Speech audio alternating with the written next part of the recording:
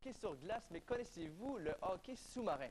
Cette discipline qui a plus de 30 années d'existence à Rimouski se joue au fond de la piscine Pierre-Harvey tous les dimanches. Martin Ross a assisté à une de ces rencontres hebdomadaires. C'est 6 contre 6. La différence avec le hockey sur glace, c'est que le goaler devient un troisième défenseur. Les règlements du hockey sous-marin s'apparentent beaucoup à ceux du hockey sur glace, si ce n'est qu'il n'y a pas de hors-jeu. Des pénalités sont même décernées aux joueurs fautifs. Oui, il y a des pénalités. On peut même prendre des 2 minutes puis des 5 minutes. Fait que dans le fond, on n'a pas le droit d'utiliser notre autre main pour jouer. Il faut seulement utiliser la main avec notre bâton. Pas donner des coups de bâton. On ne peut pas prendre notre bâton à 2 mains pour forcer contre la rondelle. Des règlements comme ça, là. L'équipement utilisé est cependant très différent. Ça prend un casque, ça prend un masque, un tuba, des pannes, avec un bâton, un gant et une rondelle. Mais pourquoi ne porter qu'un seul gant? Un gant parce que c'est la main laquelle comporte la rondelle, puis la rondelle, si on reçoit un lancer, c'est pour éviter de se faire mal. Dans le fond, c'est une protection. L'autre main, on s'en sert juste pour nager, fait que c'est pas dangereux. Là.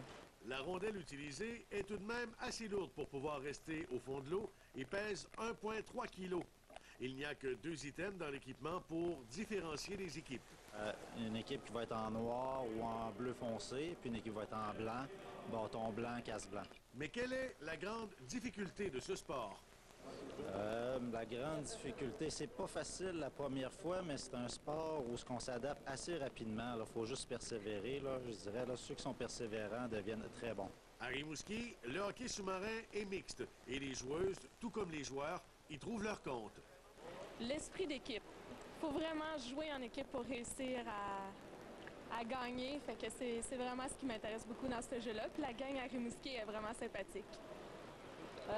J'aime beaucoup les différentes capacités qu'il faut acquérir pour faire le sport. Il y a beaucoup de capacités techniques au fond, puis il faut avoir aussi un très bon cardiovasculaire.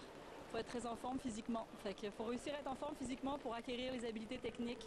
Fait que c'est un petit peu le challenge des deux que j'aime beaucoup. C'est le sport, c'est quand même complet, la nage, le sport d'équipe, le défi, parce que c'est rester le plus longtemps qu'on peut en dessous de l'eau. Je pense que c'est un peu de tout, là. Les rencontres sont chaudement disputées et pas moins d'une dizaine de buts sont marqués les soirs de match. Si la discipline vous intéresse, sachez que vous pouvez tenter l'expérience à tous les dimanches, 20h, à la piscine Pierre-Harvey de Rimouski. Martin Ross, CFTFV.